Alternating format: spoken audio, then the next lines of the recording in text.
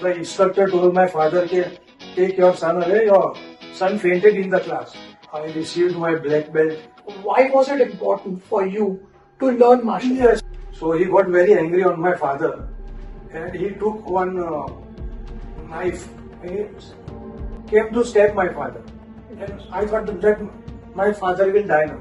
So can you explain the similarities between martial arts and yoga? Martial arts and yoga help a person to live a simple life. The difference between martial arts and yoga. While yoga is the art of healing, martial arts is also the art of healing as well as killing. That's a great way of putting it. Yes. You have a different approach towards the belt system. The greatest martial artist of the world, Bruce Lee, he never had any belt. He never believed in belt. How much martial art is important in today's life?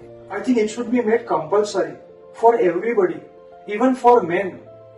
Every citizen of the country should learn martial arts. Avoiding a fight is the greatest victory of martial arts.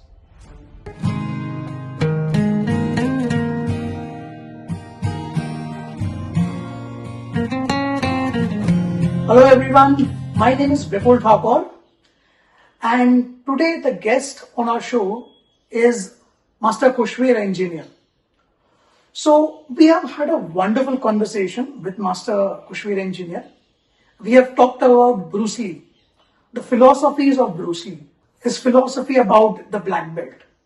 We have discussed about Wing Chun, which is what Bruce Lee learned. We have discussed about the thought process that Bruce Lee had. We have discussed a lot of things that revolves around the martial art world. We have talked about Bruce Lee's master, Master Ip Man. We have talked about Shivaji in this podcast. In this conversation, we have discussed about how Shivaji defeated a huge army. We have talked about how important is martial art for an average person. Anyone who's watching this podcast, we have discussed the importance of martial arts in the day-to-day life. We have discussed about how martial art originated. Let's enlighten ourselves. Let's begin the journey. How martial art can impact our life. How martial art can change our life. How important it is for us. How important it is for mental health growth, depression, anxiety, and all the modern age problems that we are suffering. So, make sure you watch this podcast till the end so that you don't miss out on the juicy parts. Without further ado, let's begin with the podcast. I present to you Master Kushveer Engineer. So here we have Kushveer. Hi Kushveer. Hello. Hi, Vipul. How are you? I'm good Kushveer. How are you? Great. That's good to hear. So we are going to go through the martial art journey, Kushveer. Yes. So take us, our audience, our viewers, through your journey of martial arts, your martial art journey. What arts have you learned and why was it necessary for a small child, a 5-year or a 10-year-old child, to learn martial arts? I began my martial arts in 1983. Okay. Started training under Sensei Parvez Mistry in Goju Ryu Karate. While training with him, I had a chance to also train under his instructor, Master Morio Higawa, who had visited India from Japan. Okay. And he was there for 15 days. Then I attended his seminar and training camp in Mumbai. I was in school those days. Okay. Yeah. Then, and his class was far away from our house. So, when I finished school, and you can say after 3 or 4 years, when I finished school and I went to college, I found one more class which was near my house. Okay. So, I joined that class. That class was run by Sensei Leslie Fernandez, and he was teaching a system called Shitoryu Karate. Mm-hmm. So I started practicing under him. I continued my karate training under Sensei Leslie Fernandez. I wore my white belt again. Although in Parvez Mysteries class I was green one or brown belt, but when I joined Leslie Fernandez class, I started wearing white belt again. And Sensei Leslie encouraged me to learn karate. He one day he took me and introduced me to one judo master. That was in 1988. So Sensei Leslie introduced me to judo with another instructor, Master Ruwala, Minu Ruwala. So I started training under Master Ruwala, and he was also a very helpful person. He also took me for training with Naigaon Police Club.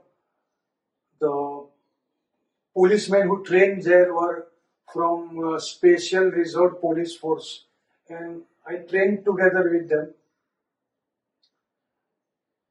And then he also taught me Aikido basics. Okay. Since he had learned it in Japan, he was a diver. Master Minu Ruwala was a diver. Before he came to India, he had Diver trained as in swimming. diving. He was swimming. yeah. Okay. So he learned Aikido in Japan, and he taught me the basics of Aikido, whatever he had learned. Then I continued training with Sensei Leslie also and Master Minu Ruwala also. And then from there, I started learning what happened that in between Sensei Leslie went Canada. Okay. Okay. And Master Ruwala passed away. So that time I was without a master. Okay. So I joined Wing Chun Kung Fu Okay. That's great. to continue my martial arts training. Who taught you Wing Chun?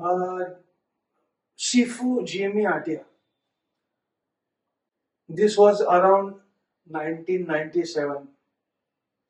But then after 8 or 9 months, even he left India. He went to New Zealand. At that time, I was also learning Hapkido. I trained with Master Harendra Kotyam in Hapkido. Okay. Yes. And I received my black belt, karate black belt in 1989. I received my Hapkido black belt in 1998. I met one of my friends. He was conducting seminars, self-defense seminars. So I joined him. His name was Arvind Khaire. Okay. We wrote a book also together Amazing. on women self-defense. Amazing. Yeah. It is published by Jaico.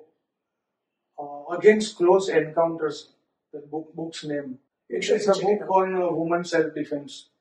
And I continued training with Master Harendra Kotyam. But then after some years, he shut down his Hapkido association. Okay. Then I kept on training with Arvind Khaire. Then I saw one in between what happened, that one Korean master of Hapkido, Master Samsuli, visited India in 1999. Okay. And at that time, I took part in his seminar. I was invited to attend his seminar by one Taekwondo master. His name was Master Sardar Sheikh. Okay. Yeah, he was teaching Taekwondo those days. But then later on, he started teaching Hapkido. Okay. Yeah. So I took part in that Hapkido training under Master Samsuli. And I really enjoyed that training. And I was wishing that one day Master Sardar Sheikh should start teaching Hapkido. Okay. And I decided that I would join him. And then after maybe, I don't know when, but he started teaching Hapkido, Master Sardar Sheikh. But I came to know about this in 2010, when in a newspaper, he's also the editor of a newspaper called World of Martial Arts. So I read in his paper that Master Samsuli is coming again to India. Uh-huh. But that time I was sick. I was not in a condition to take part in the seminar. But I missed that opportunity. Then after some years, again one advertisement came, Hapkido seminar to be conducted by Master Sardar Sheikh in Mumbai. So I did not miss this opportunity. I went and joined that seminar. And in that seminar, I was very much impressed by Master Sardar Sheikh's Hapkido. I forgot whatever I had learned before because his martial art was what I wanted to learn.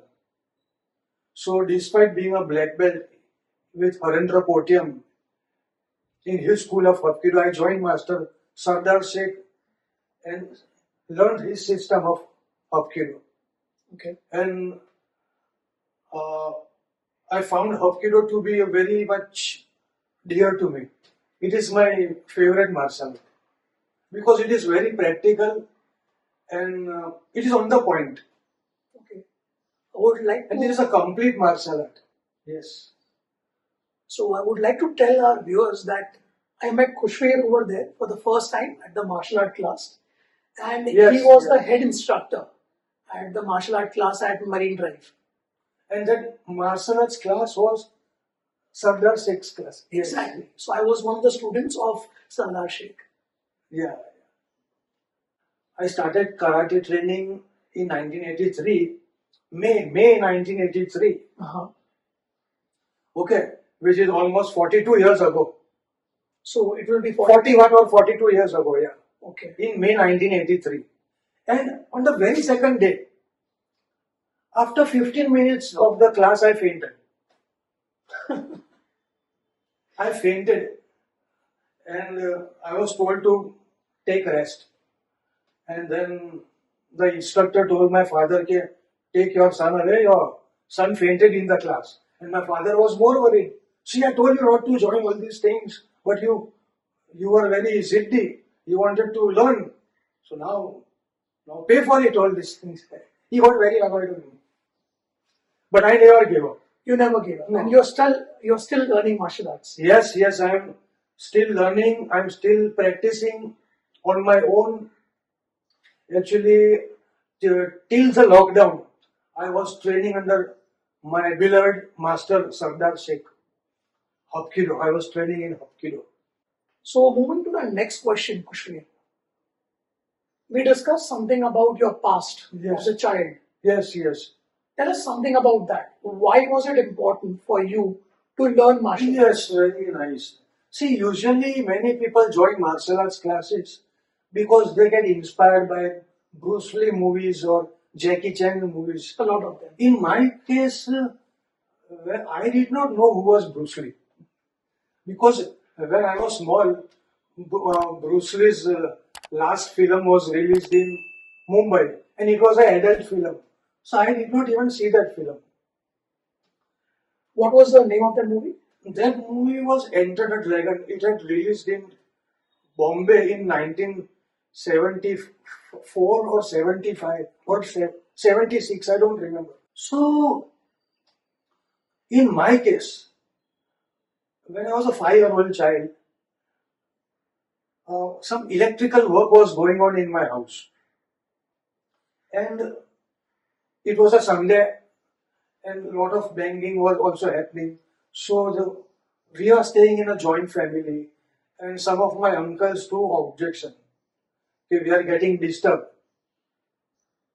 So stop the work. And my uncle was drunk also. So he got very angry on my father and he took one knife and he came to stab my father. Now since the electrical work was going on, at that time what was happening that the electricians had gone out for lunch. It was afternoon time. And their instruments were lying in the house. So When my father was attacked with a knife, my father saw one hammer. He picked it up and banged it on my uncle's fist. And the hammer, the pain of the hammer on the fist, what happened? The knife fell down. Okay. My father kicked the knife away. It went under the cupboard. My uncle was in deep pain. And my father told him to get out from the room. And after witnessing all such things, I got very shocked because I loved my father a lot. And I thought that my father will die now. He will get stabbed and die. So I was very afraid. But when I saw that my father defended himself, I looked up to him as a hero. I looked up to my father as a hero. He had protected his life. And I also wanted to be like my father. So that when I grow up, I can also defend myself like this. Yes. And when I grow up, I can protect my father. So with these thoughts ingrained in my mind, I wanted to learn some methods of protecting myself. So I talked with my cousins also, my elder cousins, brothers. And they were more familiar with the martial arts, which they had seen in films. So they did some 2-3 tricks on me, and I was again impressed. I said, I must also learn this. And then I told my father to teach me this martial arts. I was so small that I could not even pronounce Kung Fu. I was so small. I used to say, I also want to learn Kung Fu. Kung Fu, I used to say. So when this incident happened in your house, I was 5 years old, yeah. oh, 5 years, that was quite young. Yeah. So that's how you learned. But then, years later, after pestering my parents, because initially they were very apprehensive of admitting or enrolling me in the martial arts class, because they said, no, you will get hurt, because you are our only son. We don't want to take risk. We don't want to enroll you in a martial arts class. What if you get hurt or injured? But I said, no, I want to learn. And then finally at the age of 14, they agreed to enroll me in a martial arts class. And then in that class was Sensei Parvez Mistri's Goju-Ryu Karate. So when I was going through your house, I saw a lot of books regarding martial arts. Yes. So it seems like you are the person who loves reading about martial arts. So I'll be asking you the next question. Where did martial art originate? How did it spread? And how important it is in today's era? To know that where did it The originate? origin of martial arts is lost in obscurity. There are no records, no written records or photographs or any evidence that martial arts started here or there, but most commonly it is believed that martial arts started in South India during the era of the Kshatriyas. And at that time there was one monk, one Buddhist monk, his name was Buddha Dharma. So he had to go China. So while going to China, those days there was no aeroplane or or train or buses or nothing. He traveled by ship. Then there are certain forests which he had to walk and go. Okay. So there he was attacked by some bandits. So he protected himself using the martial arts which he had learned in India. Maybe those martial arts, today we know them as Kalari Payat. Okay. Or Marmadi. But I don't know exactly, or there are no written records which martial arts Bodhidharma learned. But he had learned some form of Indian martial arts. And while going to China, it helped him to protect himself. Okay. So when he went to China, he met other monks. And over there, he was respected, highly respected, because he had come from India and the monks over there in China told him to teach them. So he taught them some ancient breathing techniques. Maybe they must be of yoga, our Indian yoga. So he taught those techniques to them. He taught them meditation. And he also taught them some little bit of Kalari, Payat, maybe the Indian martial arts which he had learned in India, he taught them. He taught them some 18 techniques of Indian martial arts. Okay. And the Chinese loved whatever he was teaching. They appreciated his knowledge. And it was carried on for generations. And the place where those monks lived was the Shaolin temple. You know, that 18 techniques which Bodhidharma taught them gave birth to Shaolin temple or Shaolin Kung Fu. So when we say Shaolin temple or temples, and Then films came, the 36 chamber of Shaolin and all that. so basically it all originated in India. Yes, mostly everything was originated in India. And the Chinese people, they did research and development. Okay. They refined what Bodhidharma taught them. And they created their art, which they call Kung Fu. Shaolin Temple Kung Fu. That's great to know. I was actually doing a research Yes. for one of the other podcasts. Yes. And I also came across this term called Kalrai Paitu. It said that the first person who taught Kalrai Paitu, and I'm just trying to recollect the name of the person who taught him. His name is Ram something, I guess. Parshuram. Parshuram. Even I have read about it. If you see Parshuram, he has an axe. And if you see any Indian gods, they have some kind of weapon in their hand. So, I've gone to the text. It said that Parshuram is the teacher who taught martial arts to Krishna. Okay. And the world's most deadliest army was created by Krishna as he taught the art to his warrior, Kshatriya warriors. And those were called as the Yadavs, Okay. the most feared of the armies, the Yadavas, or the Yadavs. So that is what I know. Also, if we see during Shivaji, I guess even he must have learned some kind of martial arts. Yes. Because Sword fighting. sword Danpatta. yes. Now this is what we call it in the modern terms. At that time, Shivaji was living in those mountains. So it was, and the army that he was facing, Aurangzeb's army, Aurangzeb had a very huge army. This is what we learned during the history books. Shivaji did not have a huge army. He had a small army, but I guess an army of snipers, I would call it. Yes. So I guess they might have learned some martial arts. They must have, definitely. What martial arts they would have learned? I think they must have learned wrestling and Danpatta, means stick fighting and sword fighting. In fact, when I was in 4th standard, a 9-year-old boy, I was very much inspired by Shivaji. So my next question would be, we were discussing about the 7 types of martial arts. Yes.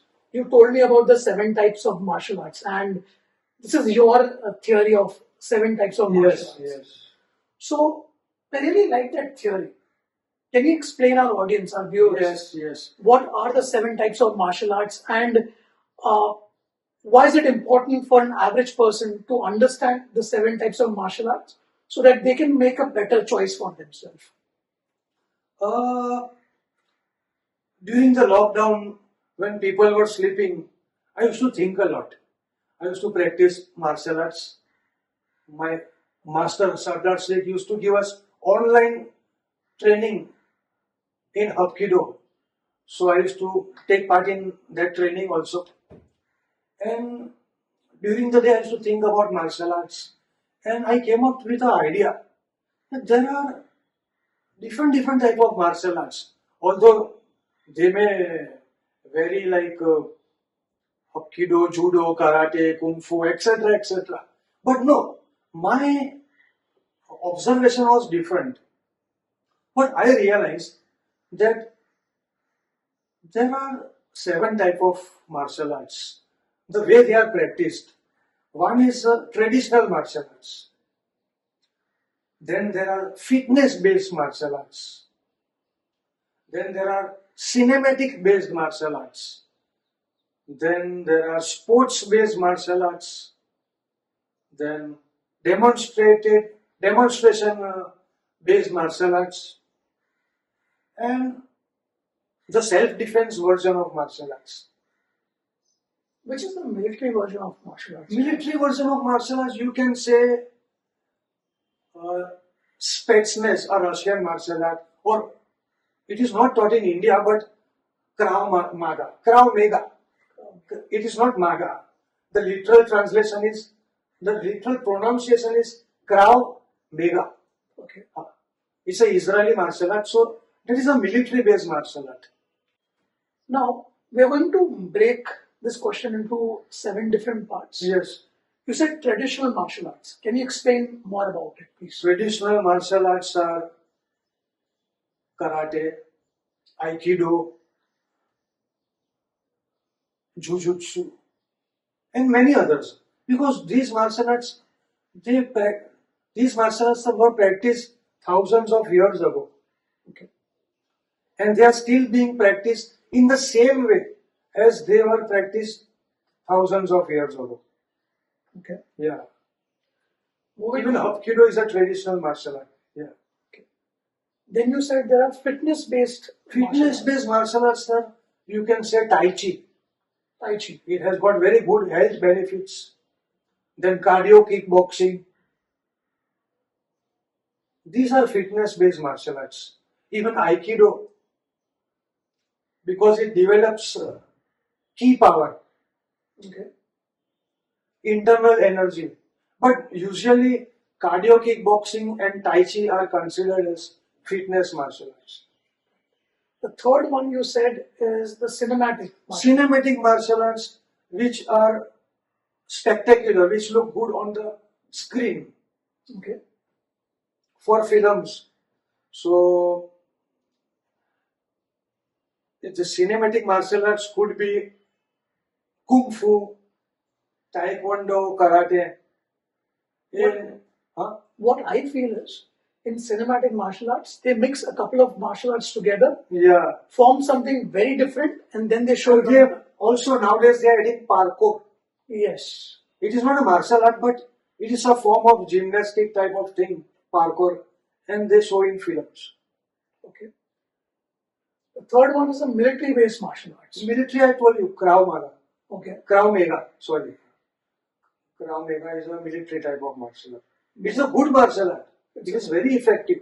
But the training is so tough that normal citizens cannot. For example, if I tell a 58-year-old uncle, go and learn Krav Maga, so he will feel exhausted. Or even a housewife who is 30, 34 years old, she will feel exhausted. Because that training is made for military people, not for civilians. Right. Though it is taught today to civilians also. Those who want to learn can go and learn Krav Maga. Then the fifth one is the sports martial arts. Sports martial arts are boxing, wrestling, then now lately kickboxing, Muay Thai, even MMA, mixed martial arts. Though I don't like this title mixed martial arts because it is a sport. Yes. It is based on sport. So MMA, also a sport. Then Taekwondo also. So these are sports martial arts. And then self-defense oriented Self-defense oriented. martial arts. See, basically, a martial art is like a milk. Okay, out of milk, some people will make lassi, some people will make ice cream, some people will make pudding. So the self-defense is a version of martial arts. Basically, Martial arts can be practiced as sports, they can be practiced as self-defense, or they can be practiced as for health benefits. Three ways the martial arts are practiced. I mean, traditional way, sports way, and self-defense way. So in self-defense way, the self-defense version, only important things are taught in training. Practical things which help you to defend yourself. In self-defense martial art, such as Hapkido, for example, there are no prearranged forms which are there in karate and judo and kung fu, which are known as kata. Taekwondo has punsen. Hapkido does not have all this because it is totally geared for self-defense. Then, in self-defense martial art, they don't practice high kicks. Like Jujutsu is also self-defense martial art, but they practice only low-level kicks, Practical. which are more practical. Yeah. And the last one over here, as you said, demonstration based. Demonstration-based martial arts are even, it depends upon the individual actually. Uh, if you have learned Aikido or Karate, you or any martial art, you can demonstrate that martial art by breaking bricks. Usually Karate, Kung Fu and Taekwondo people, they break bricks, boards, tiles with kicks, flying kicks. So that becomes a demonstration martial art. So I have a question over here. So when it comes to breaking bricks, breaking tiles, is it really important? My next question would be, why do they have to do it? I mean, you have learned an art. Why do you have to break the bricks, the tiles? Is this kind of conditioning of body necessary? Breaking objects like bricks, tiles, some people do break. It is not necessary. Depends on your instructor and it also depends on your art. For example, Aikido people don't break bricks and tiles and all. Even judo people don't break, but they are very good martial arts. Karate, kung fu, taekwondo, they break Why do they break? What to is test their power, to test the power of their kicks and punches. They break objects to see whether my punch or kick is perfect. okay? So I saw a video of Jackie Chan. Jackie Chan was holding an egg in his hand. Yes. He broke a tile. Yes. Now, when he completed the task, the egg was still there. So, what did he want us to demonstrate using that? Jackie Chan is a big superstar and a very senior martial artist. He does all these stunts, demonstrations of things which we don't even know. Now, maybe he broke that with inner energy, which is called in Kung Fu as chi power. Chi power. In Aikido, in Hapkido, in Karate, it is called ki power. Okay. So maybe he broke that, or maybe it must be an amusement trick also. We don't know. Only Jackie Chan knows. Was he trying to show the control of his energy? Maybe, And he could break the tile and not the egg in his hand? maybe. So, moving to the next question, Kushvi. How much martial art is important in today's life? I mean, how important it is for an average person to learn martial art? Martial arts is very important to protect yourself, at the same time to create harmony within yourself. Can you explain that a bit? When you say harmony within yourself, Yes. what do you mean by that? To be calm and joyful, to be at peace with everybody around you, to be more positive. If someone tries to make you angry, you remain calm. If someone challenges you, if someone provokes you, if someone argues with you, you remain calm. you remain calm like ice. Mhm. Okay. Open a ice factory in your mind and behave like that. Open a sugar factory in your tongue. Speak sweet words. Because fights start with non-verbal signs. Okay. Frown face or smiling, that cunning smile. And these are all the non-verbal signs. Sometimes the fight may start with some verbal word, which verbal abuse which you don't like, which can make you angry, which can instigate you to get angry. So during such instances, one has to remain calm. So martial arts teaches that. Okay. So, a question attached to the same. You said that martial art calms your mind down. This is what also yoga does to your mind. Yes, You have learned martial arts and yoga. yes.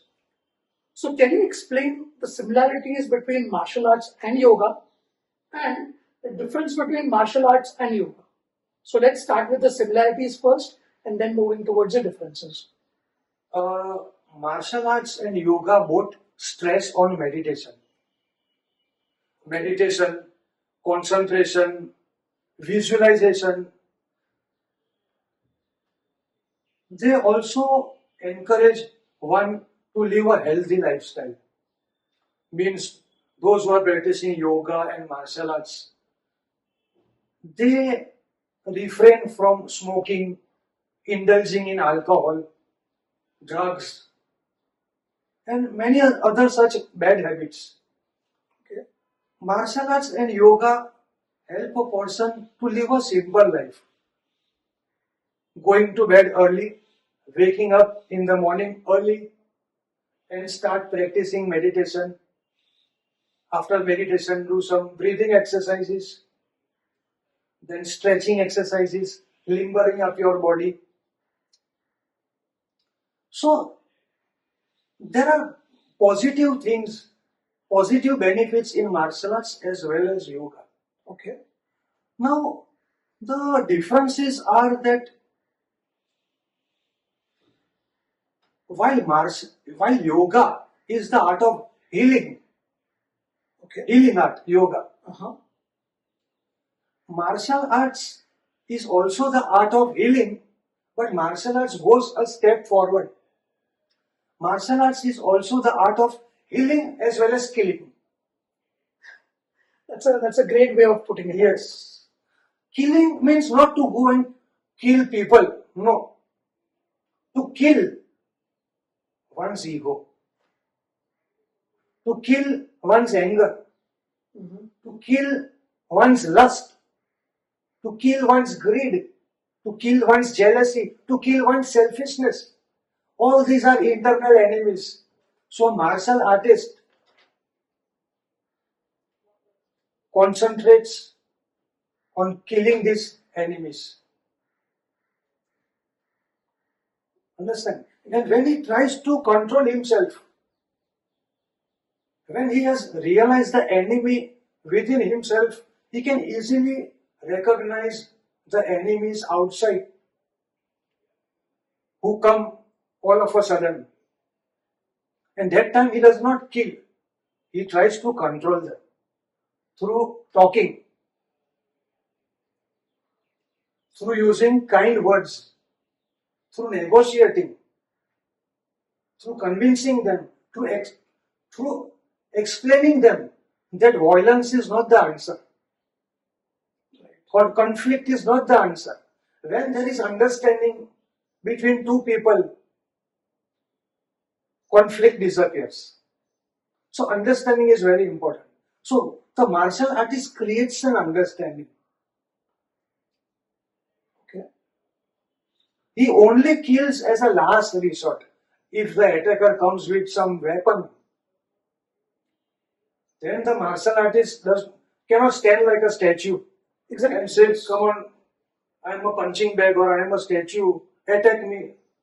That time he tries to control the attacker with his martial arts techniques and defends himself. Because to defend ourselves is also a right. Life given by God, the Paramatma, Ishwar, Allah, Jesus, whomsoever you believe in, is to maintain it. It is a gift from God. So we have to maintain that gift. We have to keep it safe from negative people. That's a So very good martial arts helps us to solve such problems. So if we can control ourselves, we can control others. So you were talking about controlling, controlling the mind. You were talking about meditation. That brings me to the next point over here. We see a lot of people, a lot of youngsters, a lot of people going to school, colleges, offices, people running businesses, going through this common problem of mental health. They're going through depression, Yes. anxiety. They're going through a lot of problems which we even don't know. Yes. So, can you find or can you help us with a linking point between martial arts and the mental health problems? Like, how can a person who is learning martial arts get the benefits when if he is facing a problem as such, like depression, anxiety? I understand your question. Yes. Because I have also trained the mentally disturbed patients of all ages Right. at Manav Foundation, which held its program in Mycena Hospital at Baikara, Mumbai. So, for about 3-4 years, I was a faculty over there at Manav Foundation, and I used to train the mentally disturbed people in martial arts. And after getting trained, there was a lot of improvement in their health, in their mental health. They became more calm down. Okay. They could control themselves. Their depression levels also decreased. Yes. So, how does martial art help in depression and anxiety? When your mind is calm, martial arts trains the mind. So when the mind is calm, the entire nervous system calms down.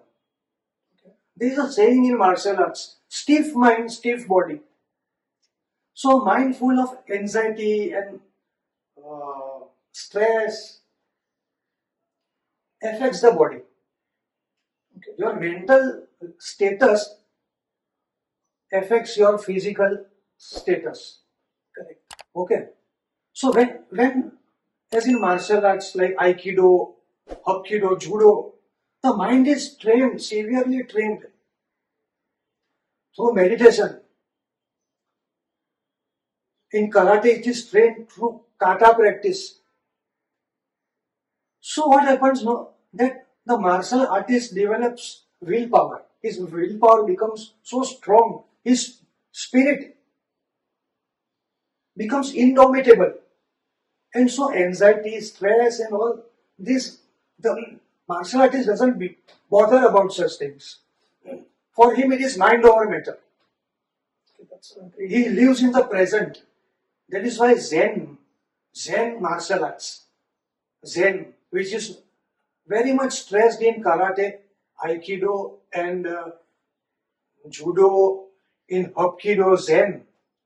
Can you explain more about Zen martial arts? Can you describe? Yes. Whichever, actually earlier in Okinawa, in China, martial arts were practiced in the form of total street brawl. Okay. People used to challenge each other and kill each other. But when the martial arts came to Japan, the Japanese gave a new flavor to martial arts, mixing Shinto religion, Buddhism, and Zen. So Zen training was more about meditation and about the way of life, how to live a simple life through principles. That is why Jujutsu became Judo, Right. Karate Jutsu became Karate Do, Aiki Jujutsu became Aikido, Kenjutsu became Kendo. This Do means philosophy. Do means a part of enlightenment. You practice karate, do.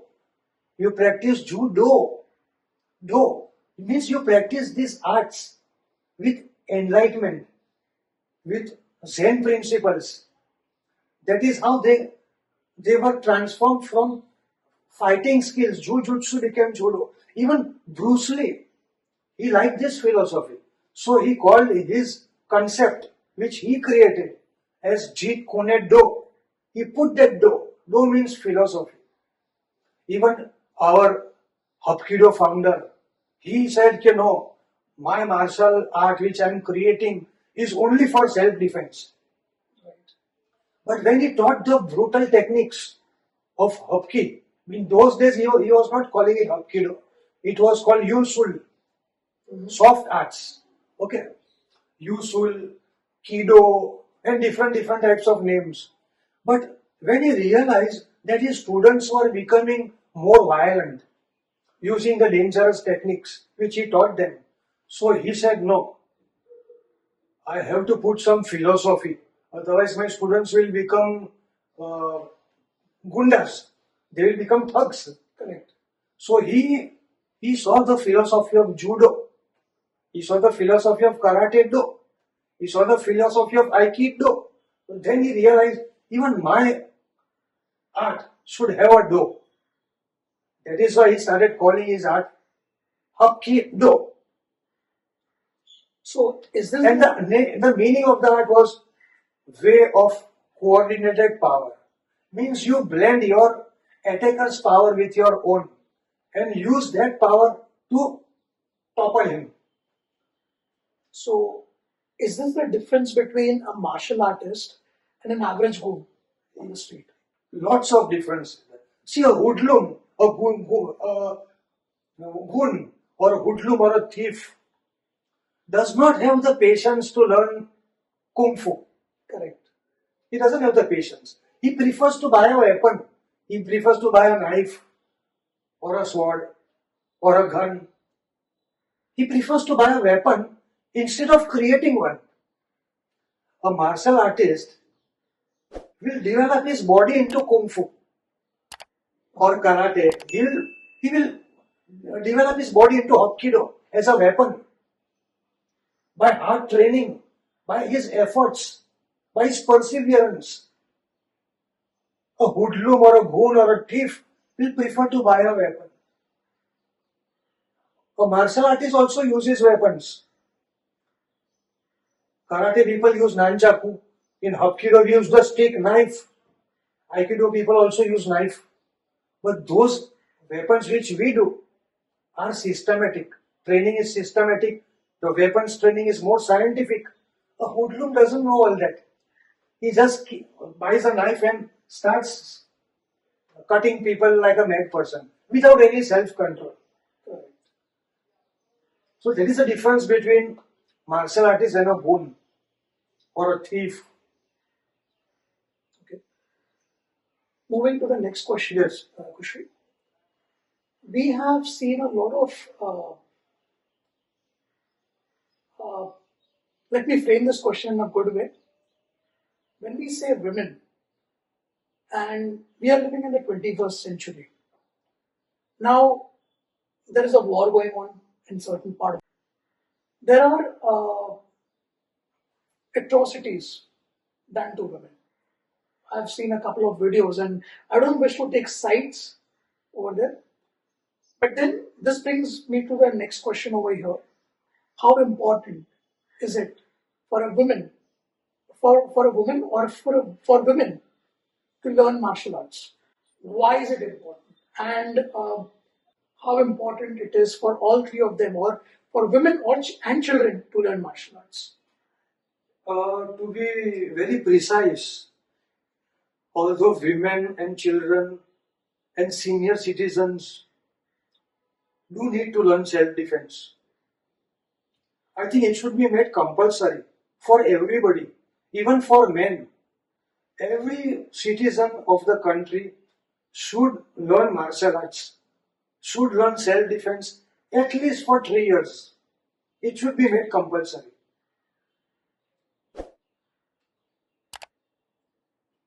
Now, the situation is not only dangerous for women. Nowadays, with the modernization and the fast moving society, sexual threats are not only against women but also against men. Absolutely correct. Yes. Yes, and children also, Yeah. and old citizens also, because nowadays, with the fast pacing society, even old women are not spared. Yes. Society has become very cheap. There are cases of incest relationships, which I wouldn't like to elaborate, but the situation has become horrible. Lust and greed have overtaken all the good qualities of what a human being should be. Correct. So, at least women, yeah, as your question is, women should learn self defense. Children and senior citizens also. It is very important to protect themselves.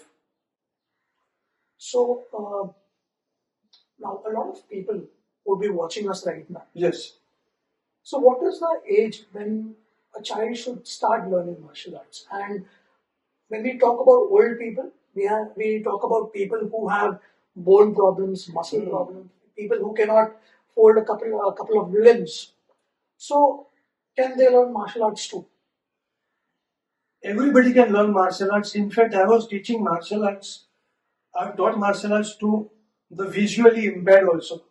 Okay. Yeah. I've taught martial arts to the mentally disturbed. And one of the women in the mentally disturbed batch was 85 years old. Okay, that's great. Yeah. And I taught her, and she used to take interest and absorb whatever I taught. I taught her as per her age. I did not teach her the way I would teach a college student or a young man of 35 years old. No. I taught the martial arts as per her age, as her physical uh, disability or ability. I taught that way. So age is not a factor. And even small children, those who are 5 years old, provided they are interested, Okay. they should be enrolled in the martial arts. They should not be forced. Let them take their decision whether they want to learn. Don't force them to learn. Otherwise, they will not be able to learn because they are not interested. Okay. Right. So coming back to the previous question again, you said that training for women and training for children should be different. Now, the reason you're saying this is because there are more sexual crimes against young children and women. Yes. So, how different it should be? What should be the difference between the martial art which is taught to women and children and to an average person? Actually, there is no difference in martial arts. For example, any martial art can be taught. Whether they join Aikido, Karate, Hapkido, Taekwondo, Krav Maga, Jujutsu, MMA, Judo, Taekwondo, whatever. Correct. All, as you said, everything depends on the instructor. So the instructor should design the programs which are specific for women. Okay. Now for children, he should write some different syllabus. Like it is, children are fooled, okay, by big talks. Even elderly women can be fooled. So they should be taught to be smart. Mental conditioning. Mental conditioning should be smart, and martial arts training helps a woman to become confident. It means women are confident, but martial arts increases their confidence Correct. because the martial arts training develops their mind and body to become more and more stronger, more and more quicker. They develop the skills which increase their confidence, and they also develop a sense of awareness. Their awareness becomes more sharper. So you mean to say the criminal chooses their targets depending upon the confidence. Confidence, and also about a woman who is more aware. If a woman is aware, then the criminal will think twice before attacking her. Okay. Yes. Or even approaching her, if she is aware. Street smart, I would say. Right. So if you see this is happening all over the world, can you give an advice of what a woman should do in case if she is being attacked? What can be done? First of all, a woman should be alert and aware of her surroundings. Okay? She should not reveal everything about herself or her family life to other people. Like, for example, if somebody knocks the door of your house, okay, the woman opens the door, घर पे कोई नहीं है, कल आना. Nobody is in the house, come tomorrow. This gives a message to the attacker that she is alone. Okay. Yes. So she should not reveal all these important things to outsiders. And like even if some school going girl, some thief will ask us, baby, take these chocolates. Where is your father? He doesn't come. No, my father has gone Delhi. He will come after 15 days. So even children should not reveal all these things to strangers. I'll tell you, I had a friend, she was a colleague. So she was abused by someone in her own family. And she was the passive kind. Like the girls were very passive, they Yes. didn't talk much. I don't want to reveal the name, but yes, she was attacked by someone in the family itself. So, does it help over there as well? Statistics reveal the fact that most women who are the this is from the family or from her workplace, who knows the woman very well. Okay. In most cases, the rapist was a person who was in close proximity to the woman. Yes. Okay. So this So how it will help? Self-defense will help, definitely. And how it should help, like for example, uh, women should be more assertive. Rather than being passive or aggressive, they should be more assertive. For example, if a relative, touches the woman, making advances. and advances and touches also. So she should tell him, "Okay, no, please, you're touching me too much." She should give the message. He may feel insulted, he may feel threatened, but say it in a polite manner. I don't like. Don't encourage. If you remain quiet, most women remain quiet and tolerate. With the result, what happens? The advances keep on increasing. Today he's touching the shoulder, tomorrow he will touch the thigh, Yes. So that should not happen. It should be stopped. And this also applies to children as well. We To have children also, yes. young children in the Yes. house. We pull their cheeks, which is usually how it starts. Yes, And then later on, it moves towards the next step, and yes, then yes, we see the crime has been committed. yes. So make sure this is also being noted. Women should speak out. Give the message, no, please don't do this, I don't like. Second thing is, we should encourage our child and our women to talk openly. Yes, She should tell people that this is happening and please help. yes, If there is something going on with your child, make sure that you go ahead, be the consultant or be the a therapist for your child, asking Yes. them the details of what is happening in the life. Correct, correct. Why is the child behaving in a certain way? Make sure you are the first point of contact. What do you say? Absolutely. I agree with you. There should be open communication between a child and his parents, between a sister and brother, Between a husband and a wife, of course, between a husband and wife. So, yes, or between a father and a child, Yes, or a daughter or a son. with their parents, it should With them. open. Yes. So we have right now. I just saw a couple of movies. Kushal. Yes. Vidyut Jammwal is my favorite. Yeah, mine too. Not only ours, he is a heartthrob of the nation. Absolutely. And we also have Akshay Kumar. Akshay and, Kumar, Sunil Shetty, and our Tiger Shroff, Jackie Shroff. They are the idols. Correct. So when we see their movies, it's very flashy. So my question would be, now if I see these movies, I've seen this movie which is like it's about a man entering a building. I'm not recollecting the name of the movie, and he kills like more than 100 people.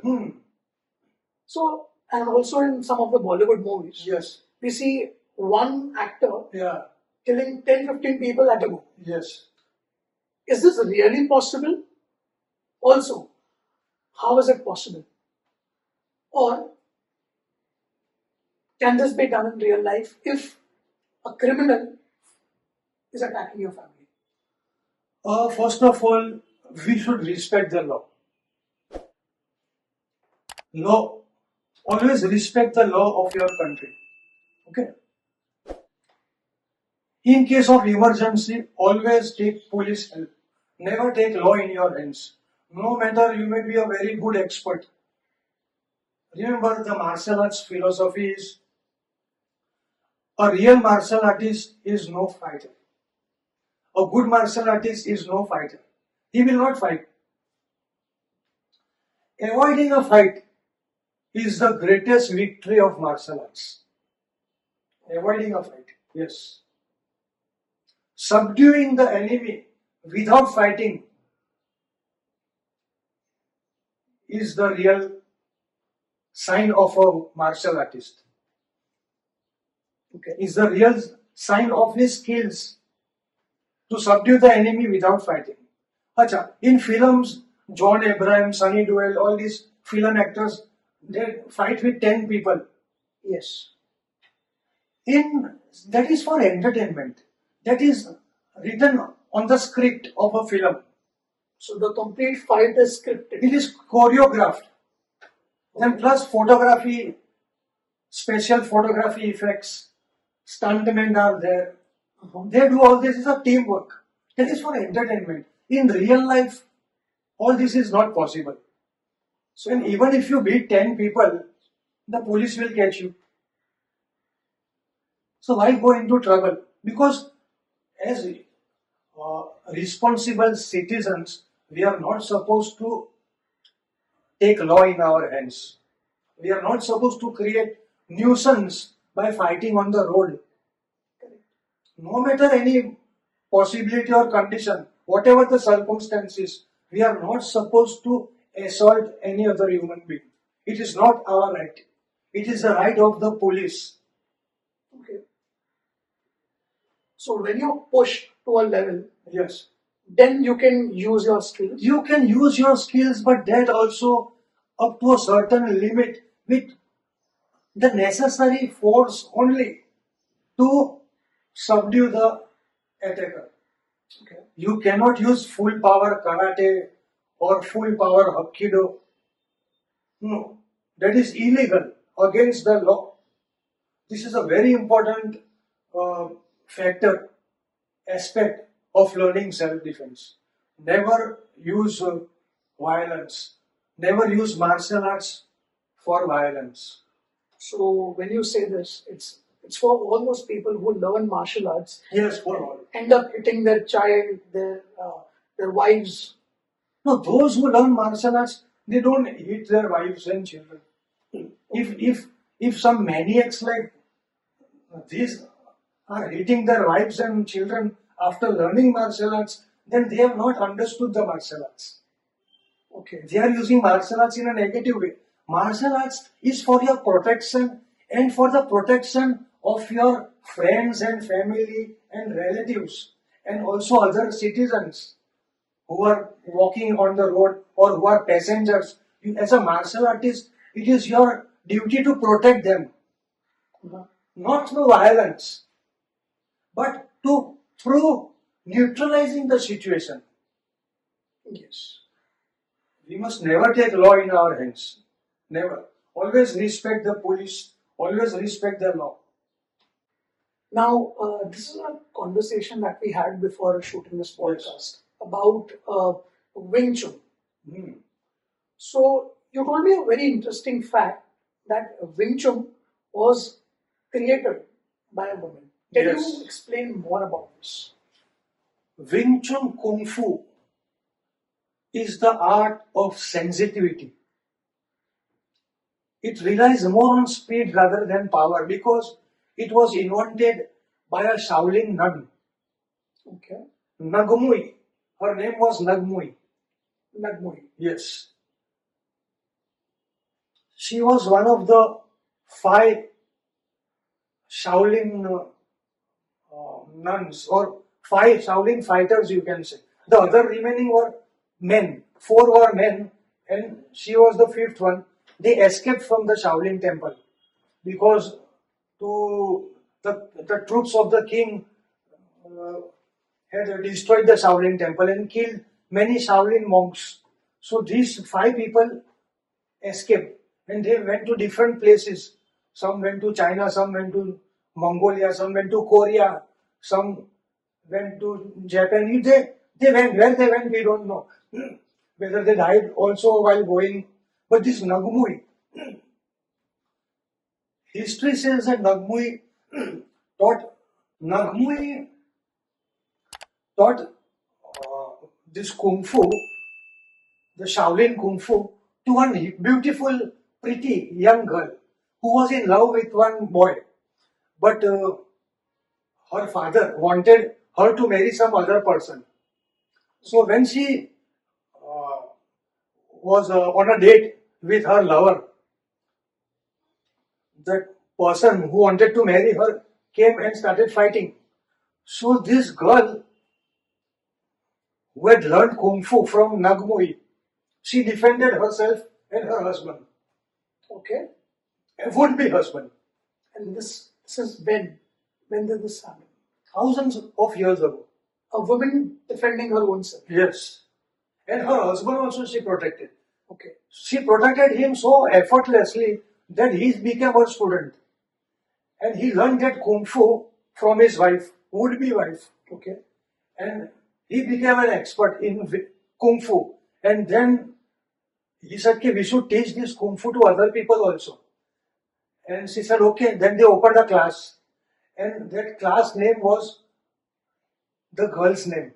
Her name was Wing Chun. Okay. So he said Wing Chun Kung Fu.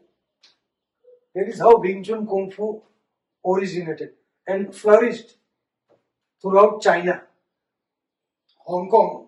Uh-huh. There was one master Yip Man. He modified Wing Chun as per the modern times. Correct. So he is regarded as the father of modern Kung Fu, Wing Chun. Wing Chun. Yes. And Yip Man, he was a very old man that time. And one person called Bruce Lee came to learn under Yip Man. And Yip Man taught Bruce Lee Wing Chun. And Bruce Lee showed Wing Chun in films. And he was a superstar. So Wing Chun became popular. Okay. Is Bruce Lee your favorite martial artist? Actually, today, yes. But when I was a child, when I wanted to learn karate or kung fu, that time I did not know who was Bruce Lee. Because his movies had come and gone also by the time I grew up. And yeah, I did see some posters of his films, but they were adult films. So I did not see his films. And I forgot about Bruce Lee. But when I grew up, maybe when I was about 14, 15 years old, one cousin of mine gave me 2, 3 books. Bruce Lee's fighting method. Okay. And when I saw that book, when I read those books, I said, "Arey, this person is very talented. I must become like him." Uh, I remember flipping the pages, just randomly flipping the pages of his book. The first page I read, the first thing I read was about martial arts meaning. Okay. People join martial arts, blindly they join, but they don't try to find the meaning of the word martial arts. Bruce Lee explained in that book that the word martial means warlike, military type. Correct. And way. So it is like the military type of way. It is a serious study. A disciplined life. It is a disciplined life. It is a disciplined study which requires devotion, seriousness. Okay. It is not as a hobby or to be pursued as a time pass activity. No. It is a serious study of a lifetime. Okay. That is what went in my mind right from the age of 14. The martial arts means warlike, it means discipline, it's a serious study, it requires devotion and constant training as well as passion. Then I read the whole book and I said, wow. And then when I read the last page, I read that Bruce Lee died at the age of 32. I said, what? This person is dead, what? Oh no. The martial arts world has lost a very great martial artist. Then I started asking my cousins about Bruce Lee and other friends also who are elder to me. And then they said, Bruce Lee is a film star, this, that. Yes, he died at the age of 32. And I was sad. But then, when Bruce Lee was alive, he had written one thing. When I am dead and when I am gone, there will be one child born to carry on and on. So I decided to be that child. I said, Bruce Lee, I will take your teachings to the whole of India and perhaps throughout the world. Whatever you have written in your book, whatever principles you have made, I will try to share with everybody. I will not remember you as a film actor, but as a martial artist, as a master who created Jeet Kune Do, the concept of self-defense, the concept to live a life in an honest way, to follow the path of truth, that is Jeet Kune Do. And I always talk to people about Bruce Lee's principles and his concepts, his way of life, his perceptions about the martial arts. It's a long topic. I can go on and on about it. I can give seminars on it. We can discuss this in the next one. Yeah, we can give a full podcast about Bruce Lee, the martial artist, the great master. I already have the name of the title. So, you have a different approach towards the belt system. So, first, explain us how the belt system was developed and why you disagree with the same.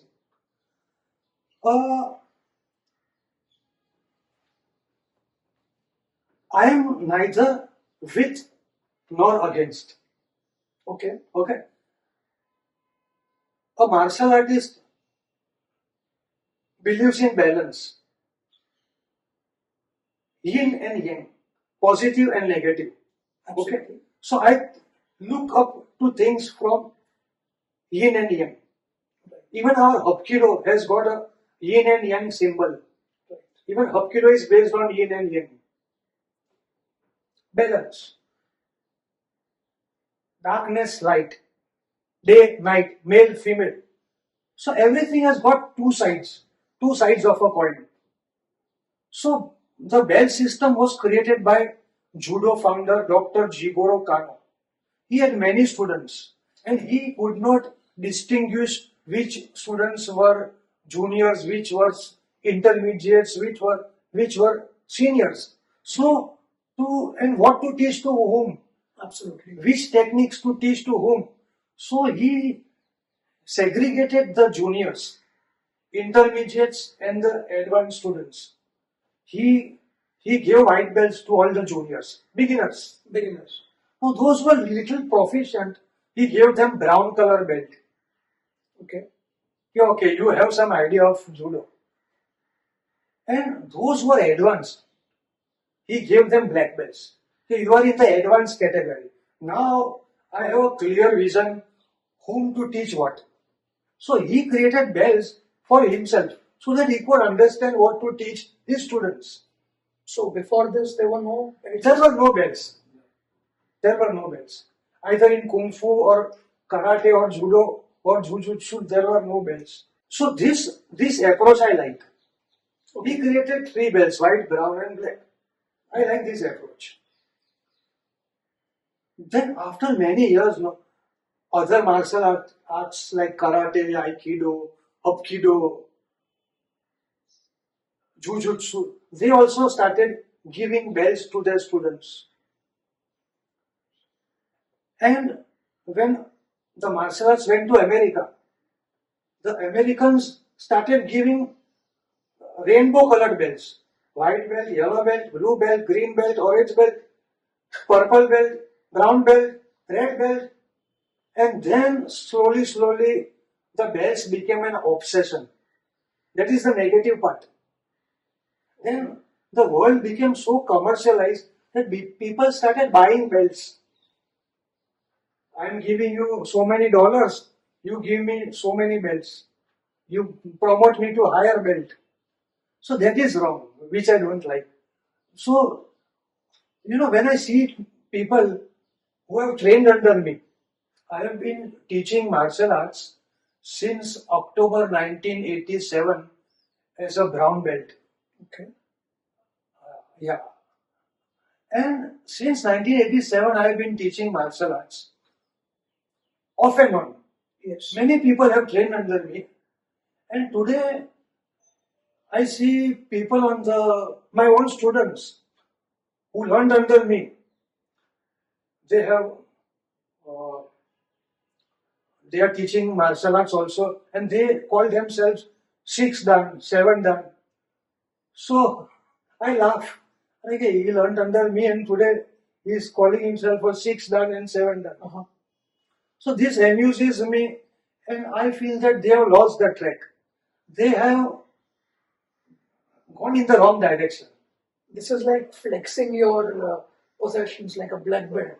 Yes, it has become like a status symbol. Yes. And it has become also like a business. I pay you so much money, you give me a higher level black belt. And I'm sure it doesn't work because The greatest martial artist of the world, Bruce Lee, he never had any belt. He never believed in belt. And I following Bruce Lee's concept.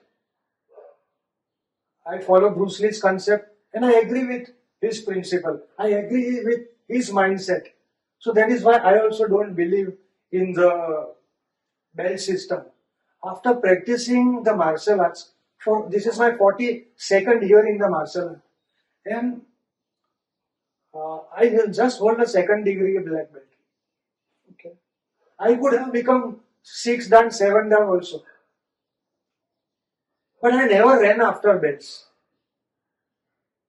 I never ran after belts. Why? Because I was influenced by Bruce Lee. Right from the beginning.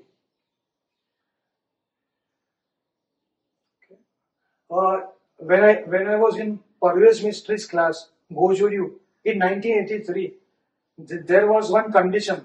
Only those who attend the monsoon camp will be eligible to give their first exam. Those who don't attend, no exam for them. I didn't bother. Those were my colleagues. They became white belt, 1 stripe in 3-4 months. I didn't bother. They took my exam after 6 months and I passed. I was happy. Today also I receive many offers from many instructors. They say, "Okay, you join our organization, we will promote you to 6 dan." Some say we will promote you to 7 dan, black belt. Yes. 6-degree black belt, 7-degree black belt. I don't get tempted. I just refuse. Because I was already a 2nd-degree black belt in Hapkido before joining Master Sardar Sheikh. Okay. When I went to his class on the first day, I wore a white belt. He told me, "Arre, you are already a white belt. Why are you wearing black belt?" You're already a black belt. Why are you? Yeah. Something like that. So why are you wearing a white belt? You are already a black belt. So I told him, "Sir, in your system, I am a new student. So I am wearing a white belt." I never bothered about belts. And for about 8-9 years, I only wore a white belt in his class. So it's similar to someone learning pottery. You can't say that I'm an expert while you enter the pottery class or art Yes. class. You have to be a complete beginner. You have to be humble. When you go to learn martial arts under a master, you have to keep your mind empty. Like a cow. Like a cup. Like a fist. If you keep your fist closed, you cannot write. You cannot lift anything. You cannot do any work. But if you keep your fist open, you can write. You can do so many things. You can work. You can do so many things. So keep your mind open like a fist or like an empty cup. So when I went to Master Sardar Sheikh to learn Hapkido, again, I kept my mind open. Beginner's mind. Beginner's mind. I told myself I don't know anything. And whatever he taught, I absorbed with an open mind. I made notes. I made a file. And when I saw the file, it was full of new knowledge. New knowledge. Brand new knowledge. That is what I call progress. For me, progress is not white belt, yellow belt, orange belt, green belt. No. Progress is the notes, the experience which I wrote in my file, the experience which I became as a person, which transformed me into a new artist. Okay, that is progress. I was always self-motivated. I did not require motivation of bells. But usually people wear bells to get motivated. For me, no. Self-motivation is a very important Yeah, part but which in many life. people lack. So it was an amazing conversation with you, Kushvi. Yes. We are going to have another. Your questions were also very interesting. I really appreciate that. Yes. So we are going to have one more podcast on a similar show. Sure. We'll be having more juicy conversations. Yes. We'll be having more interesting facts coming Yes. out of you. So this was Kushveer Engineer, one of the black belts, but he says that he's a white belt. Yes. And he's Because the black belts given to me is by my master. Okay. It is for him to see how much I know, correct. and it is for him to decide what to teach me. Correct. So I leave the belt in the hands of my master. I wear it because he has given me, so I wear it as a respect. Correct. But from inside, I am a white belt. And he's Always willing to learn new things. and he's full of knowledge. So we'll be having a conversation again with Kushveer Engineer. But if you have enjoyed this conversation up till now, make sure you like and subscribe this channel. If you have any questions, make sure you comment below so that we can ask him again next time. So it was a pleasure having a word with you, Kushveer. Me too. Yes. We enjoyed the conversation. Yes, I hope the audience also enjoys. Yes, and absolutely. learn something. Yes. And in case if you have enjoyed Kushveer's conversation, please make sure you press the bell icon. Thank you.